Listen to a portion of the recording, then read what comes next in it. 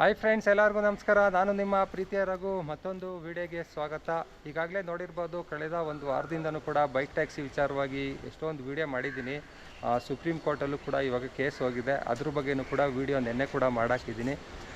Supreme ಕೋರ್ಟಲ್ಲಿ ನೆನ್ನೆ hearing state ಇತ್ತಲ್ಲ ಗುರು, ಏನಾಯಿತು ಅಂತ ಕೇಳಿದರೆ ಅದಕ್ಕೂ ಕೂಡ ವಿಡಿಯೋ ಮಾಡಿದ್ದೆ. ಹಿಯರಿಂಗ್ ಸ್ಟೇಟು ಮುಂದೂಡಲಾಗಿದೆ, ಅದನ್ನು ನೆಕ್ಸ್ಟ್ ಡೇಟ್ಗೆ ಹಾಕಲಾಗಿದೆ ಅಂತ ಬಂದಿದೆ ನ್ಯೂಸ್ ಎಲ್ಲ. ಹಿಯರಿಂಗ್ ಸ್ಟೇಟ್ ಎಲ್ಲ ಮುಂದಕ್ಕೆ ಹೋಗಿದೆ ಅಂತ. ಯಾರು ವೆರಿ ಮಾಡಬೇಡಿ. ಇವಾಗ ಬೇರೆ ಬೇರೆ ಅಪ್ಲಿಕೇಶನ್ಗಳಿದೆಯಲ್ಲ, ಅದರಲ್ಲಿ ಅರ್ನಿಂಗ್ಸ್ ಮಾಡ್ಕೊಂಡು ಹೋಗಿ. ಇವಾಗ ತುಂಬ ಅಪ್ಲಿಕೇಶನ್ಗಳಿದೆ, ಅದಕ್ಕೆ ಯಾವುದಕ್ಕೂ ತೊಂದರೆ ಇಲ್ಲ. ಅದನ್ನು ತಿಳಿಸ್ಕೊಳ್ಳೋಣ ಅಂತಲೇ ವಿಡಿಯೋ ಮಾಡ್ತಾ ಇರೋದು. ಪೋರ್ಟರ್ ಆಗಲಿ, ಸ್ವಿಗ್ಗಿ ಆಗಲಿ, ಝೊಮ್ಯಾಟೊ ಆಗಲಿ, ಯಾವುದಕ್ಕೂ ಕೂಡ ನಾವು ತೊಂದರೆ ಕೊಡೋಲ್ಲ ಅಂದ್ಬಿಟ್ಟು ಸ್ಟೇಟ್ ಗೌರ್ಮೆಂಟು ಕೂಡ ಹೇಳಿದ್ದಾರೆ. ಹೈಕೋರ್ಟ್ಗೂ ಕೂಡ ಅದನ್ನೇ ಸಬ್ಮಿಟ್ ಮಾಡಿರೋದು.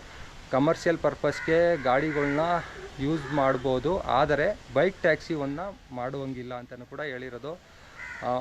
ಮತ್ತು ಇನ್ನೇನಾದ್ರು ಡೌಟ್ ಇದ್ದರೆ ಕಮೆಂಟ್ ಕೂಡ ಮಾಡಿ, ನಾನು ಅದ್ರ ಬಗ್ಗೆ ತಿಳಿಸ್ಕೊಡ್ತೀನಿ. ಓಕೆನಾ? ತುಂಬ ಜನ ಭಯ ಪಟ್ಬಿಟ್ಟಿದ್ರು, ಸ್ವಿಗ್ಗಿ ಬ್ಯಾನ್ ಆಗುತ್ತಾ, ಝೊಮ್ಯಾಟೊ ಬ್ಯಾನ್ ಆಗುತ್ತಾ, ಪೋರ್ಟರ್ ಬ್ಯಾನ್ ಆಗುತ್ತಾ ಅಂತ ತುಂಬ ಜನ ಅದೇ ಪ್ರಶ್ನೆಗಳು ಕೇಳ್ತಿದ್ದಿದ್ದು. ಅದು ಯಾವುದೂ ಕೂಡ ಬ್ಯಾನ್ ಆಗೋಲ್ಲ. ಸದ್ಯದ ಪರಿಸ್ಥಿತಿಲಿ ಯಾವುದೂ ಕೂಡ ಬ್ಯಾನ್ ಮಾಡೋಕ್ಕೂ ಸಾಧ್ಯವೂ ಇಲ್ಲ. ನಿಮಗೆ ಈಗಾಗಲೇ ಗೊತ್ತಿರುತ್ತೆ, ಇದಕ್ಕೂ ಕೂಡ ಹೊಸ ಕಾಯ್ದೆನೂ ಕೂಡ ಮಾಡಿದರು. ಗಿಗ್ ಕಾರ್ಮಿಕರಿಗೋಸ್ಕರನೂ ಕೂಡ ಒಂದು ಕಾಯ್ದೆ ಕೂಡ 2025ರಲ್ಲಿ ನಮ್ಮ ಕರ್ನಾಟಕ ಸರ್ಕಾರದವರು ಕೂಡ ಮಾಡಿದರು. ಅದರಲ್ಲಿ ಇನ್ಶೂರೆನ್ಸು ಗಿಗ್ ಕಾರ್ಮಿಕರಿಗೆ ಅದನ್ನೆಲ್ಲ ಕೊಡೋದು ಕೂಡ ಮಾಡಿದರು. ಅದರಲ್ಲಿ ನೀವು ವರ್ಕ್ ಮಾಡ್ಬೋದು. ಗಿಗ್ ಕಾರ್ಮಿಕರು ಅಂದರೆ ಎಲ್ಲರೂ ಕೂಡ ಇನ್ಕ್ಲೂಡ್ ಆಗ್ತಾರೆ. ಡೆಲಿವರಿ ಬಾಯ್ಸು, ಮತ್ತು ಅಮೆಝಾನು, ಮತ್ತು ಫ್ಲಿಪ್ಕಾರ್ಟು, ಈ ಎಲ್ಲದರಲ್ಲೂ ಕೂಡ ಕೆಲಸ ಮಾಡೋರು ಡೆಲಿವರಿ ಬಾಯ್ಸ್ಗಳು ಗಿಗ್ ಕಾರ್ಮಿಕರ ಅಂತ ಇದಾಗ್ತಾರೆ. ಅದು ಹೊಸ ಕಾಯ್ದೆನೂ ಕೂಡ ಮಾಡಿದ್ದಾರೆ 2025ರಲ್ಲಿ. ಅದರ ಅಡಿಯಲ್ಲಿ ನಮ್ಗೆ ಯಾವುದೇ ಥರ ಪ್ರಾಬ್ಲಮ್ ಆಗೋಲ್ಲ. ಓಕೆನಾ? ಇದನ್ನು ಯಾವುದೂ ಬ್ಯಾನ್ ಮಾಡೋ ಚಾನ್ಸಸ್ ಇಲ್ಲ. ಆರಾಮಾಗಿ ಮಾಡಿ. ಮತ್ತು ರ್ಯಾಪಿಡೋದಲ್ಲಿ ಪಾರ್ಸಲ್ ಆರ್ಡ್ರ್ ಮಾಡ್ಬೋದಾ ಅಂತಲೂ ತುಂಬ ಜನ ಪ್ರಶ್ನೆ ಮಾಡ್ತಿದ್ದು. ಪಾರ್ಸಲ್ ಆರಾಮಾಗಿ ನೀವು ರ್ಯಾಪಿಡೋದಲ್ಲಿ, ಪೋರ್ಟರಲ್ಲಿ, ಮತ್ತು ಓಲಾದಲ್ಲಿ, ಊಬರಲ್ಲಿ ಎಲ್ಲದರಲ್ಲೂ ಕೂಡ ಪಾರ್ಸಲ್ ಆರ್ಡ್ರು ಆರಾಮಾಗಿ ಮಾಡ್ಬೋದು. ನೀವು ಯಾವುದೇ ಥರ ತೊಂದರೆ ಇಲ್ಲ. ಓಕೆನಾ? ಮತ್ತು ಹಿಯರಿಂಗ್ ಸ್ಟೇಟ್ ಯಾವಾಗ ಕೊಟ್ಟಿದ್ದಾರೆ ಸುಪ್ರೀಂ ಕೋರ್ಟಲ್ಲಿ ಅಂತ ತುಂಬ ಜನ ಪ್ರಶ್ನೆ ಮಾಡ್ತಾಯಿದ್ರಿ. ಹಿಯರಿಂಗ್ ಸ್ಟೇಟು ಇನ್ನೂ ಡೇಟ್ ಎಲ್ಲ ಅಫಿಷಿಯಲಾಗಿ ಅನೌನ್ಸ್ಮೆಂಟ್ ಆಗಿಲ್ಲ. ಹಿಯರಿಂಗ್ ಸ್ಟೇಟ್ ಬಂದಾಗ ನಿಮಗೆ ತಿಳಿಸ್ಕೊಡ್ತೀನಿ. ಇಲ್ಲ ಡೈರೆಕ್ಟಾಗಿ ಕೇಸು ಹಿಯರಿಂಗ್ ಸ್ಟೇಟ್ ಬಂದಾದಮೇಲೆ ಅದರಲ್ಲಿ ಏನು ಪ್ರತಿವಾದಗಳು ನಡೀತೋ ಅದನ್ನೇ ಡೈರೆಕ್ಟಾಗಿ ತಿಳಿಸ್ಕೊಡ್ತೀನಿ. ನೆನ್ನೆ ಹಿಯರಿಂಗ್ ಸ್ಟೇಟಲ್ಲಿ ಏನಾದರೂ ಪ್ರತಿವಾದಗಳು ನಡೆದ್ಬಿಟ್ಟಿದ್ರೆ ಸುಪ್ರೀಂ ಕೋರ್ಟಲ್ಲಿ ಏನಾದ್ರು ಒಂದು ಸ್ಟೇ ಬರೋದು ಅಂತ ಅಂದ್ಕೊಂಡಿದ್ವಿ ತುಂಬ ಜನ. ಸ್ಟೇ ಬಂದಿದ್ದರೆ ತುಂಬ ಜನಕ್ಕೆ ಪ್ರಾಬ್ಲಮ್ ಸಾಲ್ವ್ ಆಗಿರೋದು. ಬೈಕ್ ಟ್ಯಾಕ್ಸಿ ರೈಡರ್ಸು ಇದನ್ನೇ ನಂಬ್ಕೊಂಡು ಬೈಕ್ಗಳನ್ನೆಲ್ಲ EMI ತಗೊಂಡು, ಮತ್ತು ಲೋನ್ಗಳು ಮಾಡಿಸ್ಕೊಂಡು, ಮತ್ತು ಇಲ್ಲಿ ತುಂಬ ಜನ ನನಗೆ ಕಮೆಂಟ್ ಮಾಡಿದ್ದು, ಇದರಲ್ಲಿ ಇನ್ಸ್ಟಾಗ್ರಾಮಲ್ಲೂ ಕೂಡ DM ಮಾಡಿದರು ಡೈರೆಕ್ಟು. ಬ್ರೋ, ಇದನ್ನೇ ನಂಬ್ಕೊಂಡು ನಾನು ಗಾಡಿನ EMI ತಗೊಂಡಿದ್ದೆ, ಮತ್ತು PG ಬೇರೆ ರೆಂಟ್ಗೆ 5,000-6,000 ರೂಪಾಯಿ ರೆಂಟ್ ಇದೆ, ಅದನ್ನು ಕೂಡ ಕಟ್ಟಬೇಕು. ನನಗೆ ಇವಾಗ ಡೆಲಿವರಿ ಫೀಲ್ಡಲ್ಲಿ ಏನೂ ವರ್ಕೌಟ್ ಆಗ್ತಾಯಿಲ್ಲ, ಬೇಗನೂ ಕೂಡ ಅರ್ನಿಂಗ್ಸ್ ಮಾಡೋಕ್ಕಾಗ್ತಾಯಿಲ್ಲ. ಈ ಕಡೆ ಫುಡ್ ಡೆಲಿವರಿ ಮಾಡೋಕ್ಕೆ ಹೋದರೆ ಫುಡ್ ಡೆಲಿವರಿ ಎಲ್ಲ ರೆಸ್ಟೋರೆಂಟ್ಗಳು ಡಿಲೇ ಮಾಡ್ತಾಯಿದ್ದಾವೆ. ಅಂದರೆ ಅರ್ಧ ಗಂಟೆ, ಮುಕ್ಕಾಲು ಗಂಟೆ ಆಗುತ್ತೆ ಒಂದೊಂದು ಪಾರ್ಸಲ್ ಕೊಡೋದು. 50 ರೂಪಾಯಿ 60 ರೂಪಾಯಿ ದುಡಿಯೋಕ್ಕೆ ನಾವು ಫುಡ್ ಡೆಲಿವರಿಗೆಲ್ಲ ಸ್ಪೆಂಡ್ ಮಾಡಬೇಕಾಗುತ್ತೆ ಜಾಸ್ತಿ ಟೈಮು. ಪೋರ್ಟರ್ ಮಾಡೋಕ್ಕೆ ಹೋದರೆ ಪೋರ್ಟರಲ್ಲಿ ID ಕರೆಕ್ಟಾಗಿ ನನ್ನದು ವರ್ಕ್ ಆಗ್ತಾಯಿಲ್ಲ. ಅಂದರೆ ಸಬ್ಮಿಟ್ ಮಾಡಿದ್ದೀನಿ ಡಾಕ್ಯುಮೆಂಟ್ಸ್ ಎಲ್ಲ, 699 ಪೇ ಮಾಡಿ ಅಂತ ಕೇಳ್ತಾಯಿದ್ದಾರೆ. ಪೇ ಮಾಡಿದ್ರು ಕೂಡ ಲೇಟ್ ಆಗ್ತಾಯಿದೆ ID ಓಪನ್ ಮಾಡೋದು ಅಂತ ತುಂಬ ಜನ ಕಮೆಂಟ್ ಕೂಡ ಮಾಡ್ತಾಯಿದ್ರಿ. ಹೌದು, ಪೋರ್ಟರ್ ಎಲ್ಲ ತುಂಬ ಜನ ಆಲ್ರೆಡಿ 2-3 ವರ್ಷದ ಹಿಂದೆಯಿಂದ ಮಾಡ್ತಾಯಿರೋರು ಆಲ್ರೆಡಿ ಮಾಡ್ತಾಯಿದ್ದಾರೆ. ಕೆಲವೊಬ್ರದ್ದು IDಗಳು ಸಸ್ಪೆಂಡು ಕೂಡ ಆಗಿದೆ. ಯಾಕಂದರೆ ಎಲ್ಲ ಡಬಲ್ ಆರ್ಡ್ರುಗಳು ಮಾಡ್ತಾಯಿದ್ರಲ್ಲ, ಈ ರ್ಯಾಪಿಡೋದಲ್ಲೂ ಸೇರ್ಕೊಂಡು ಆರ್ಡ್ರ್ ಮಾಡ್ತಾಯಿದ್ರು, ಮತ್ತು ಪೋರ್ಟ್ರಲ್ಲೂ ಮಾಡ್ತಾಯಿದ್ರು. ಅಂಥವ್ರದ್ದೆಲ್ಲ IDಗಳು ಸಸ್ಪೆಂಡ್ ಆಗಿಬಿಟ್ಟಿದೆ. ಸಸ್ಪೆಂಡ್ ಆಗಿರೋ IDಗಳದ್ದು ಓಪನ್ ಮಾಡೋದು ಕಷ್ಟ ಆಗೋರು. ಯಾಕಂದರೆ ಅದರಲ್ಲಿ ಸ್ವಲ್ಪ ಮಿಸ್ಟೇಕ್ಗಳನ್ನ ಮಾಡಿರ್ತೀರ ನೀವು. ಡೆಲಿವರಿ ಮಾಡಬೇಕಾದ್ರೆ ಲೇಟ್ ಟೈಮ್ ಡೆಲಿವರಿ ಮಾಡಿರ್ತೀರ. ಮತ್ತು ಈ ಪಾರ್ಸಲ್ದು ಕಸ್ಟಮರು ಬುಕ್ ಮಾಡಿರೋರ್ದು ಫೋನೆಲ್ಲ ರಿಸೀವ್ ಮಾಡಿರಲ್ಲ, ಅವರೆಲ್ಲ ಕಂಪ್ಲೇಂಟ್ ಮಾಡಿಬಿಟ್ಟಿರ್ತಾರೆ. ಲೇಟ್ ಡೆಲಿವರಿ ಮಾಡೋದ್ರಿಂದ ಪೋರ್ಟರಲ್ಲಿ ಈ ಥರ ಸಸ್ಪೆಂಡ್ ಮಾಡೋ ಚಾನ್ಸಸ್ ಕೂಡ ಜಾಸ್ತಿ ಇರುತ್ತೆ. ಈ ಥರ ಎಲ್ಲ ಸಮಸ್ಯೆ ಆಗ್ತಾಯಿದೆ. ಅದನ್ನು ಕೂಡ ಪ್ರಶ್ನೆ ಮಾಡಿದರು, ಈ ಥರ IDಗಳು ಸಸ್ಪೆಂಡ್ ಆಗಿದೆ ಬ್ರೋ, ಏನು ಮಾಡೋದು? ನಾವು ಅದಕ್ಕೋಸ್ಕರ ರ್ಯಾಪಿಡೋ ಮಾಡ್ತಾಯಿದ್ದೋ, ಅದರಲ್ಲಿ ಬೈಕ್ ಟ್ಯಾಕ್ಸಿ ಮಾಡ್ಕೊಂಡು ಆರಾಮಾಗಿ ಅರ್ನಿಂಗ್ಸ್ ಮಾಡ್ತಾಯಿದ್ದೋ. ಅದರಲ್ಲೇನು ರಿಸ್ಕ್ ಇರಲಿಲ್ಲ ಅಷ್ಟೊಂದು. ಯಾಕಂದರೆ ರ್ಯಾಪಿಡೋ ಮತ್ತು ಓಲಾ, ಊಬರು ಈ ಎಲ್ಲದರಲ್ಲೂ ಕೂಡ ಬೈಕ್ ಟ್ಯಾಕ್ಸಿ ಬುಕ್ ಮಾಡಿದ ತಕ್ಷಣ ಕಸ್ಟಮರ್ ಬಂದು ನಮ್ಮ ಒಂದು 10 ನಿಮಿಷ 5 ನಿಮಿಷನೂ ವೆಯ್ಟ್ ಮಾಡುವಂಗಿಲ್ಲ. 2 ನಿಮಿಷಕ್ಕೆ ಬಂದು ಪಿಕಪ್ ಮಾಡ್ಕೊಂಡು ಹೋಗಿ ಅವ್ರ ಡೆಸ್ಟಿನೇಷನ್ಗೆ ಡ್ರಾಪ್ ಮಾಡಿಬಿಡ್ತಿದ್ದೋ. ಅದಾದಮೇಲೆ ಇನ್ನೊಂದು ಆರ್ಡ್ರ್ ಟಕ ಅಂತ ಬೀಳ್ತಾ ಇರೋದು, ಎತ್ಕೊಂಡೋಗಿ ಕರ್ಕೊಂಡೋಗಿ ಡ್ರಾಪ್ ಮಾಡಿಬಿಡ್ತಿದ್ದೋ. ಬೇಗ ಅರ್ನಿಂಗ್ಸ್ ಆಗ್ತಿತ್ತು. ಆದರೆ ಈ ಪಾರ್ಸಲ್ ಆರ್ಡ್ರ್ಗಳಲ್ಲಿ ಆ ಥರ ಆಗ್ತಾಯಿಲ್ಲ.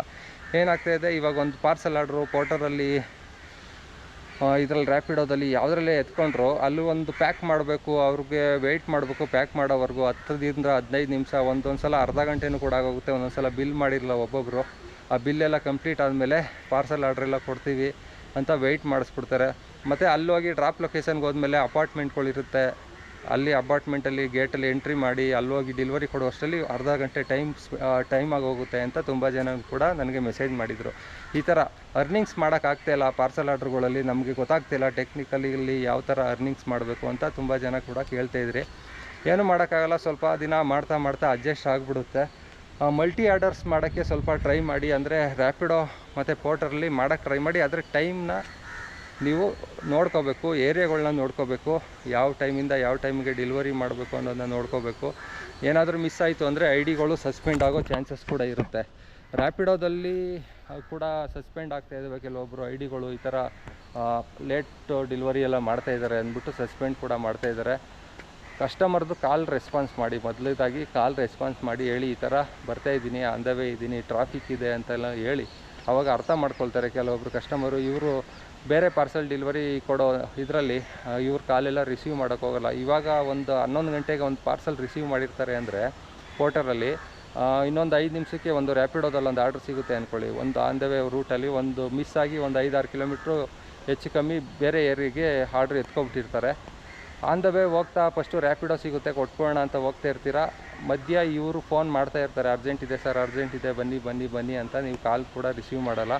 ಆವಾಗ ಸಡನ್ನಾಗಿ ಕಾಲ್ ರಿಸೀವ್ ಮಾಡ್ದಿದ್ದಾಗ ಏನು ಮಾಡ್ತಾರೆ, ಹೋಗ್ಬಿಟ್ಟು ಕಸ್ಟಮರ್ ಕೇರಿಗೆ ಕಾಲ್ ಮಾಡ್ತಾರೆ. ಕಸ್ಟಮರ್ ಕೇರಿಗೆ ಕಾಲ್ ಮಾಡಿದ ತಕ್ಷಣ ಕಂಪ್ಲೇಂಟ್ ರೈಸ್ ಆದಂಗೆ, ಇವರು ಬೇಕು ಅಂತಲೇ ಇಂಟೆನ್ಸಲ್ಲಿ ಪಾರ್ಸಲ್ನ ಲೇಟ್ ಡೆಲಿವರಿ ಮಾಡ್ತಾಯಿದ್ದಾರೆ, ಬೇರೆ ಲೊಕೇಶನ್ಗೆ ಹೋಗ್ತಾಯಿದ್ದಾರೆ ಅಂತ ಟ್ರ್ಯಾಕ್ ಮಾಡಿ ಸಸ್ಪೆಂಡ್ ಮಾಡೋ ಚಾನ್ಸಸ್ ಇರುತ್ತೆ. ಈ ಮಿಸ್ಟೇಕ್ಗಳನ್ನ ಮಾಡಬೇಡಿ, ಓಕೆನಾ. ಪಾರ್ಸಲ್ ಡೆಲಿವರಿಲಿ ಓಕೆನಾ. ಮೇನಾಗಿ ಈ ವಿಡಿಯೋ ಮಾಡ್ತಾ ಇರೋ ಉದ್ದೇಶ ಏನಂತ ಹೇಳೋದಾದರೆ, ತುಂಬ ಜನ ಇನ್ನೂ ಕೇಳ್ತಾ ಇದ್ದೀವಿ ಪ್ರಶ್ನೆ, ಪಾರ್ಸಲ್ ಡೆಲಿವರಿ ಮಾಡ್ಬೋದಾ, ಮಾಡಿದ್ರೆ ಏನಾದ್ರು ಗಾಡಿ ಸೀಜ್ ಮಾಡ್ತಾರಾ ಅಂತ ಕೇಳ್ತಾ ಇದ್ದಿದ್ದು. ನೀವು ಗುರು ಪಾರ್ಸಲ್ ಡೆಲಿವರಿ ಮಾಡಿದ್ರೆ ಯಾವುದೇ ಥರ ಸೀಜ್ ಮಾಡಲ್ಲ. ಇಲ್ಲೊಂದು ಡಿಸ್ಪ್ಲೇ ಮೇಲೆ ಕೂಡ ಹಾಕಿರ್ತೀನಿ. ಸ್ಟೇಟ್ ಗೌರ್ಮೆಂಟೇ ಕೂಡ ಸುಪ್ರೀಂ ಕೋರ್ಟ್ಗೆ ಹೇಳಿದೆ, ನಾವು ಪಾರ್ಸಲ್ ಡೆಲಿವರಿ ಮಾಡೋರಿಗೆ ಯಾವುದೇ ಥರ ಪ್ರಾಬ್ಲಮ್ ಕೊಡಲ್ಲ, ಯಾವುದೇ ಥರ ಸೀಜ್ ಮಾಡಲ್ಲ ಆ ಗಾಡಿಗಳನ್ನ. ಸ್ವಿಗ್ಗಿ ಆಗಲಿ, ಝೊಮ್ಯಾಟೊ ಆಗಲಿ, ಓಲಾ, ಊಬರು, ಈ ಎಲ್ಲದರಲ್ಲೂ ಕೂಡ ಪಾರ್ಸಲ್ ಡೆಲಿವರಿ ಇದೆಯಲ್ಲ, ಅದರಲ್ಲಿ ಯಾವುದೇ ಥರ ಗಾಡಿಗಳನ್ನ ಸೀಜ್ ಮಾಡಲ್ಲ ಅಂತ ಹೇಳಿರೋದು. ಮತ್ತು ಇನ್ನೊಂದು ಇನ್ಫಾರ್ಮೇಷನ್ ನಿಮಗೆ ಮೇನಾಗಿ ಏನಂತ ಹೇಳೋದಾದರೆ, ಇವಾಗಲೂ ಕೂಡ ಗಾಡಿಗಳನ್ನ ಸೀಜ್ ಮಾಡ್ತಾಯಿದ್ದಾರೆ 1 ವೀಕ್ ಅಷ್ಟೇನಾ ಅಂತ ಹೇಳೋದಾದರೆ, ಮೊನ್ನೆನೂ ಕೂಡ ಗಾಡಿಗಳನ್ನ ಸೀಜ್ ಮಾಡಿದ್ದಾರೆ. ಸೋಮವಾರ ನಮ್ಮ ಫ್ರೆಂಡ್ ಹೇಳಿದ್ದು, ಅದು ನೆನ್ನೆ ವೀಡಿಯೋದಲ್ಲೂ ಕೂಡ ಹೇಳಿದ್ದೆ. ಯಾವ ಥರ ಸೀಜ್ ಮಾಡ್ತಾಯಿದ್ದಾರೆ ಅಂತ ಹೇಳೋದಾದರೆ, ಗಾಡಿಗಳನ್ನ ಇವಾಗ ನಾನು ಒಂದು ಏರಿಯಾದಲ್ಲಿದ್ದೀನಿ, ಬಸವನಗುಡಿಲಿದ್ದೀನಿ. ಇವಾಗ ರಾಜಾಜಿನಗರ RTO ಆಫೀಸ್ ಇರುತ್ತೆ, RTO ಆಫೀಸ್ ಕಡೆಗೆ ಇಲ್ಲ ರಾಜಾಜಿನಗರ ಕಡೆಗೆ ಆರ್ಡ್ರುಗಳನ್ನ ಬುಕ್ ಮಾಡ್ಕೊಳ್ತಾರೆ. ನೀವು ರಾಜಾಜಿನಗರವರೆಗೂ ಕರ್ಕೊಂಡು ಹೋಗ್ತಾ ಇರ್ತೀರ customer. On the way RTO office ಇರೋ ರೂಟಲ್ಲೇ ಕರ್ಕೊಂಡು ಹೋಗ್ತಾರೆ ಅವರು. ಕರ್ಕೊಂಡು ಹೋಗ್ಬಿಟ್ಟು ಅಲ್ಲಿ ಲಾಕ್ ಮಾಡ್ಕೊಳ್ತಾ ಇರೋದು, RTO ಆಫೀಸ್ ಕಡೆಗೆ ತಿರ್ಗಿಸಪ್ಪ ಗಾಡಿನ ಅಂದ್ಬಿಟ್ಟು ಆ ಥರ ಲಾಕ್ ಮಾಡ್ಕೊಳ್ತಾ ಇರೋದು. ಒಂದು 5-6 ಕಿಲೋಮೀಟ್ರು RTO ಆಫೀಸಿಂದ ದೂರದಲ್ಲೇ ಇರ್ತಾರೆ, ಎಲ್ಲ ಕಲರ್ ಡ್ರೆಸ್ಸಲ್ಲೇ ಇರ್ತಾರೆ. ಅಲ್ಲಿಂದ ಬುಕ್ ಮಾಡ್ಕೊಬಂದು ಗಾಡಿನ RTO ಆಫೀಸ್ ಒಳಗೆ ನಿಲ್ಲಿಸ್ಕೊಳ್ತಾ ಇರೋದು. ಆ ಥರ ಒಂದು 5-6 ಗಾಡಿ ಸೀಜ್ ಮಾಡ್ತಾಯಿದ್ದಾರಂತೆ. ಮೊದಲೆಲ್ಲ ಏನು ಮಾಡ್ತಾಯಿದ್ರು, RTO ಆಫೀಸ್ ಹತ್ರನೇ ನಿಂತ್ಕೊಂಡು ಬುಕ್ ಮಾಡಿ ಕರೆಸ್ಕೊಂಡು ಸೀಜ್ ಮಾಡ್ತಾಯಿದ್ರು. ಇವಾಗ ಒಂದು 5-6 ಗಾಡಿ ಆ ಥರ ಮಾಡಿದಾರಂತೆ. ಎಲ್ಲರಿಗೂ ಕೂಡ ಫೈನ್ ಹಾಕಿನೇ ಗಾಡಿಗಳನ್ನ ಬಿಡ್ತಾ ಇರೋದು. ಮೊನ್ನೆ ಎಲ್ಲ ಗಾಡಿಗಳು ಯಾರ್ಯಾರ್ದು ಸೀಜ್ ಆಗಿದೆ ಎಲ್ಲರಿಗೂ ಕೂಡ 5,000 ರೂಪಾಯಿ ಸೀಜಿಂಗ್ ಚಾರ್ಜು, ಮತ್ತು ಬೇರೆ ಡಾಕ್ಯುಮೆಂಟ್ಸ್ಗೆ ಏನೇನು ಚಾರ್ಜಸ್ ಇದೆ ಅದನ್ನು ತೊಗೊಂಡಿದ್ದಾರೆ. ಒಬ್ಬೊಬ್ರದ್ದು ಎಮಿಷನ್ ಟೆಸ್ಟ್ ಇರಲ್ಲ, ಇನ್ಶೂರೆನ್ಸ್ ಇರಲ್ಲ, ಮತ್ತು RC ಕಾರ್ಡ್ ಇರಲ್ಲ, ಒರಿಜಿನಲ್ಲು ಎಲ್ಲ ಒರಿಜಿನಲ್ಲೇ ಕೇಳ್ತಾರೆ. ಅಲ್ಲಿ RTO ಆಫೀಸಲ್ಲಿ ಹೋದರೆ ಒರಿಜಿನಲ್ ಡಾಕ್ಯುಮೆಂಟ್ಸ್ ತೋರಿಸಿ, ಇಲ್ಲ ಡಿಜಿ ಲಾಕರಲ್ಲಿರೋದು ತೋರಿಸಿ ಅಂತ ಹೇಳ್ತಾರೆ. ಅದ್ರಲ್ಲಿ ತೋರಿಸ್ಬಿಟ್ಟು ಬಿಡಿಸ್ಕೊಬರ್ಬೇಕು. ಇಲ್ಲಾಂದರೆ ಅದಕ್ಕೆ ತಕ್ಕನಂಗೆ ಏನೇನು ಫೈನ್ ಇರುತ್ತೆ ಆ ಫೈನು ಸೇರಿಸಿ ಕಟ್ಟಬೇಕಾಗುತ್ತೆ. ಸೀಜಿಂಗ್ ಚಾರ್ಜು ಅಷ್ಟೇ ಇರೋದು 5,000 ರೂಪಾಯಿ.